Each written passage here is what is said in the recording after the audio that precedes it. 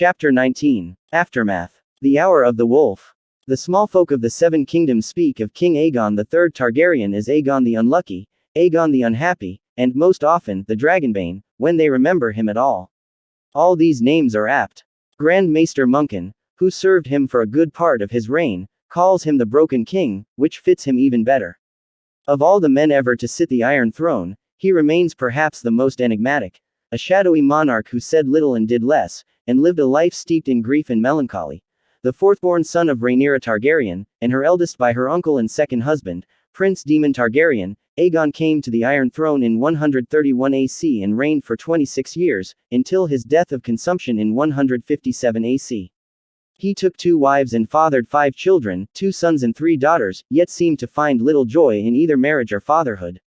In truth, he was a singularly joyless man. He did not hunt or hawk, rode only for travel, drank no wine, and was so disinterested in food that he often had to be reminded to eat. Though he permitted tourneys, he took no part in them, either as competitor or spectator.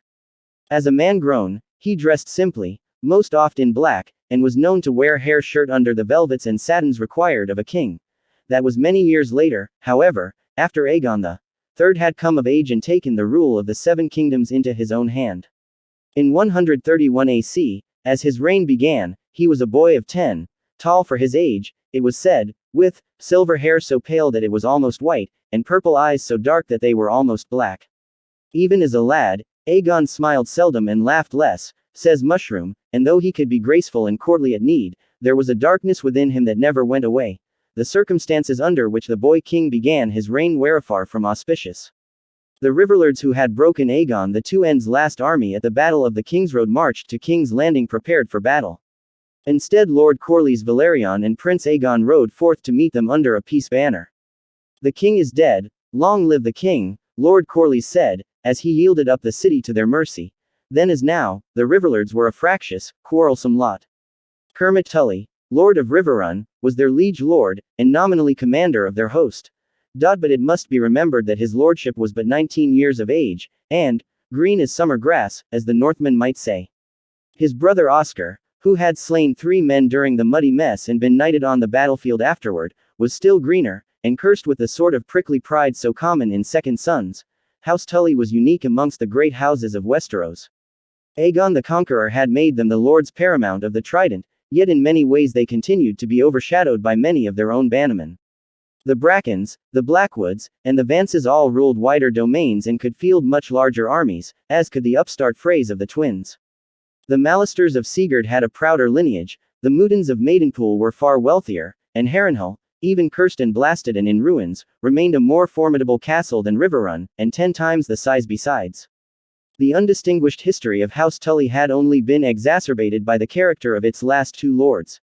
But now the gods had brought a younger generation of Tullys to the fore, a pair of proud young men determined to prove themselves, Lord Kermit as a ruler and Sir Oscar as a warrior. Riding beside them, from the banks of the Trident to the gates of King's Landing, was an even younger man, Benjicot Blackwood, Lord of Raventry. Bloody Ben, as his men had taken to calling him, was only 13, an age at which most high-born boys are still squires, grooming their masters' horses and scouring the rust from their mail. Lordship had fallen to him early, when his father Lord Samwell Blackwood had been slain by Sir Amos Bracken at the Battle of Theburning Mill. Despite his youth, the boy lord had refused to delegate authority to older men. At the fishfeed he had famously wept at the sight of so many dead, yet he did not flinch from battle afterward, but rather sought it out.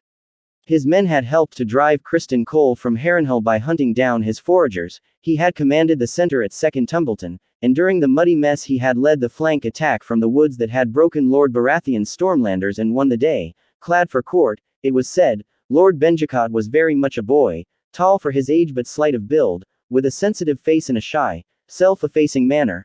Clad in mail and plate, Bloody Ben was an altogether different man, and one who had seen more of the battlefield at 13 than most men do in their entire lives.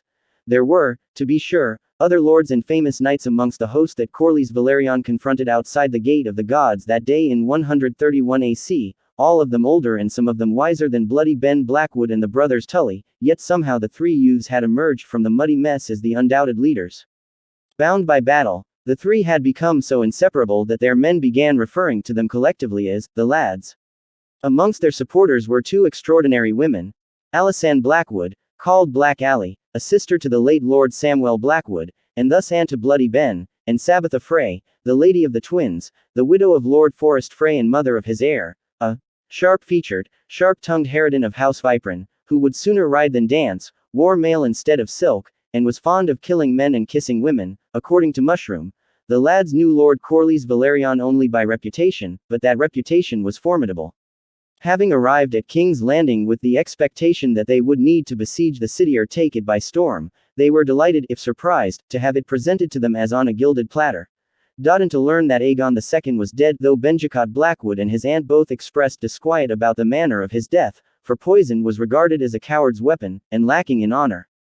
Glad cries rang down the field as word of Theking's death spread, and one by one the Lord of the Trident and their allies came forward to bend their knees before Prince Aegon and hail him as their king.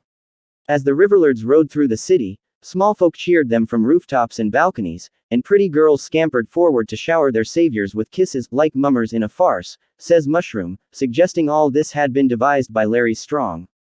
The gold cloaks lined the streets, lowering their spears as the lads rode by. Within the Red Keep, the lads found the dead king's body laid out upon a bier beneath the Iron Throne, with his mother, Queen Alicent, weeping beside it. What remained of Aegon's court had gathered in the hall, amongst them Lord Larry Strong the Clubfoot, Grand Maester Orwyle, Sir Perkin the Flea, Mushroom, Septon Eustace, Sir Giles Belgrave and 4 other Kingsguard, and sundry lesser lords and household knights. Orwyle spoke for them, hailing the riverlords as deliverers. Elsewhere in the Crownlands and along the narrow sea, the dead king's remaining loyalists were yielding too. The Bravo Sea landed Lord Leowen Corbray at Duskendale, with half the power that Lady Arryn had sent down from the Vale, the other half disembarked at Maidenpool under his brother, Sir Corwin Corbray. Both towns welcomed the Arryn hosts with feasts and flowers. Stokeworth and Rosby fell bloodlessly, hauling down the golden dragon of Aegon II to raise the red dragon of Aegon III. Dragonstone's garrison proved more stubborn, barring their gates and vowing defiance. They held out for 3 days and 2 nights. On the 3rd night the castle's grooms, cooks, and serving men took up arms and rose against the king's men, slaughtering many as they slept and delivering the rest in chains to young Alan Velaryon. Septon Eustace tells us that a strange euphoria took hold of King's Landing. Mushroom simply says that half the city was drunk. The corpse of King Aegon II was consigned to the flames, in the hopes that all the ills and hatreds of his reign might be burned away with his remains. Thousands climbed Aegon's high hill to hear Prince Aegon proclaim that peace was at hand. A lavish coronation was planned for the boy, to be followed by his wedding to the Princess Jaehaera. A cloud of ravens rose from the Red Keep, summoning the Poisoned King's remaining loyalists in Aldtown, the Reach, Castle Rock, and Storm's End to King's Landing to do homage to their new monarch. Safe conducts were given, full pardons promised. The realm's new rulers found themselves divided on the question of what to do with the Dowager Queen Alicent, but elsewise all seemed in accord, and good fellowship reigned. For the best part of a fortnight. The false dawn, Grand Maester Munkin names it in his true telling. A heady time, no doubt, but short-lived. For when Lord Cregan Stark arrived before King's Landing with his Northmen, the frolics ended, and the happy plans came crashing down.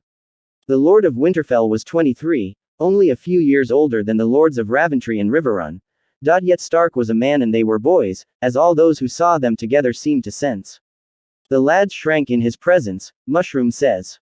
Whenever the Wolf of the North stalked into a room, Bloody Ben would recall that he was but 3 and 10, whilst Lord Tully and his brother blustered and stammered and flushed red as their hair. King's Landing had welcomed the riverlords and their men with feasts and flowers and honors. Not so the Northmen. There were more of them, for a start, a host twice as large as those the lads had led, and with a fearsome repute. In their mail shirts and shaggy fur cloaks, their features hidden behind thick tangles of beard, they swaggered through the city like so many armored bears, says Mushroom. Most of what King's Landing knew of Northmen they had learned from Sir Medric Manderley and his brother Sir Torrin, courtly men, well-spoken, handsomely clad, well-disciplined, and godly. The Winterfell men did not even honor the true gods, Septon Eustace notes with horror. They scorned the 7, ignored the feast days, mocked the holy books, showed no reverence to Septon or Septa, worshipped trees. 2 years past, Cregan Stark had made a promise to Prince Jacaerys. Now he had come to make good his pledge, though Jace and the Queen his mother were both dead. The North remembers, Lord Stark declared when Prince Aegon, Lord Corlys, and the lads bid him welcome. You come too late, my lord, the sea snake told him, for the war is done, and the king is dead. Septon Eustace, who stood witness to the meeting, tells us that the Lord of Winterfell gazed upon the old Lord of the Tides with eyes as grey and cold as a winter storm, and said, by whose hand and at whose word, I wonder. For the savages had come for blood and battle, as we would all learn shortly, to our sorrow. The good Septon was not wrong.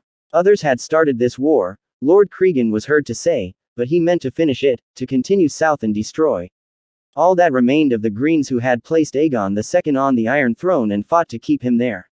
He would reduce Storm's End first, then cross the Reach to take Alltown. Once the Hightower had fallen, he would take his wolves north along the shores of the Sunset Sea to visit Castle Rock. A bold plan, Grand Maester Orwyle said cautiously, when he heard it. Mushroom prefers madness, but adds, they called Aegon the Dragon mad when he spoke of conquering all Westeros. When Kermit Tully pointed out that Storm's End, Alltown, and Castle Rock were as strong as Stark's own Winterfell, if not stronger, and would not fall easily, if at all, and young Ben Blackwood echoed him and said, half your men will die, Lord Stark, the grey-eyed wolf of Winterfell replied, they died the day we marched, boy. Like the winter wolves before them, most of the men who had marched south with Lord Cregan Stark did not expect to see their homes again. The snows were already deep beyond the neck, the cold winds rising. In keeps and castles and humble villages throughout the north, the great and small alike prayed to their carved wooden god trees that this winter might be short. Those with fewer mouths to feed fared better in the dark days, so it had long been the custom in the north for old men, younger sons, the unwed, the childless, the homeless, and the hopeless to leave hearth and home when the first snows fell, so that their kin might live to see another spring. Victory was secondary to the men of these winter armies. They marched for glory, adventure, plunder, and most of all, a worthy end. Once more it fell to Corlys Velaryon, Lord of the Tides, to plead for peace, pardon, and reconciliation. The killing has gone on too long. The old man said. Rhaenyra and Aegon are dead. Let their quarrel die with them. You speak of taking Storm's End, Alltown, and Castle Rock, my lord, but the men who held those seats were slain in battle, every one. Small boys and suckling babes sit in their places now, no threat to us. Grant them honorable terms, and they will bend the knee. But Lord Stark was no more inclined to listen to such talk than Aegon II and Queen Alicent had been. Small boys become large men in time, he replied, and a babe sucks down his mother's hate with his mother's milk. Finish these foes now, or those of us not in our graves in 20 years will rue our folly when those babes strap on their father's swords and come seeking after vengeance. Lord Velaryon would not be moved.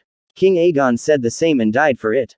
Had he heeded our counsel and offered peace and pardon to his foes, he might be sitting with us here today.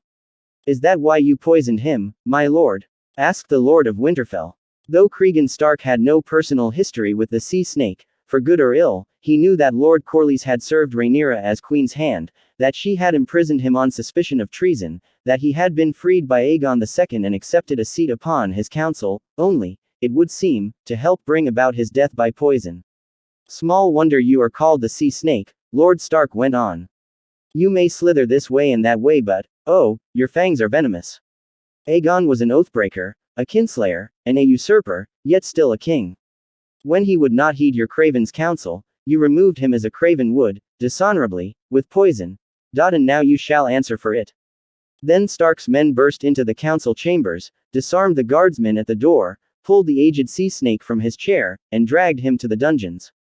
There he would soon be joined by Larry Strong the Clubfoot, Grand Maester Orwyle, Sir Perkin the Flea, and Septon Eustace, along with 100 others, both highborn and low, that Stark found.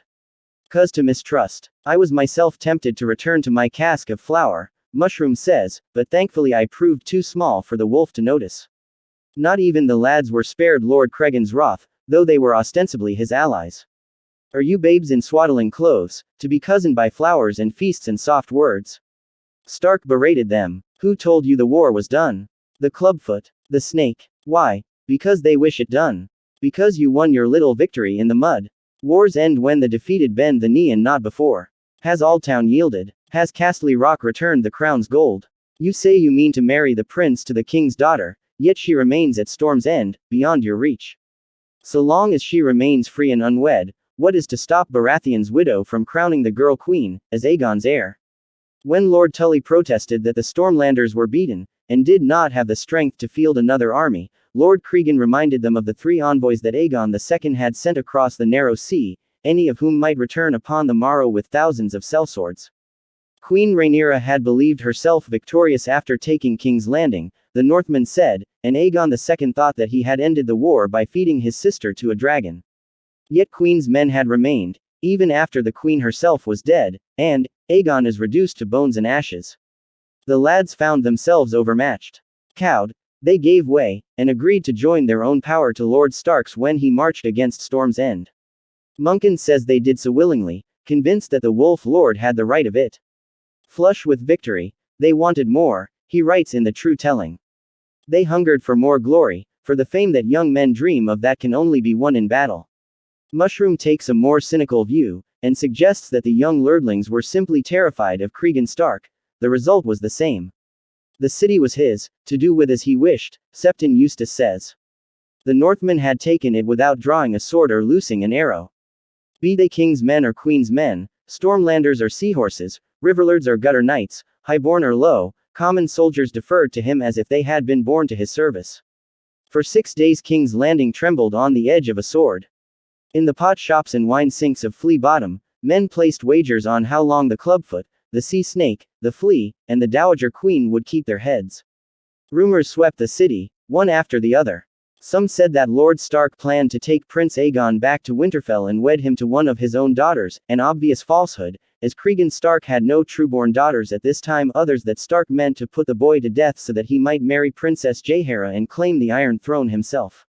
The Northmen would burn the city's seps and force King's Landing to return to the worship of the old gods, Septons declared.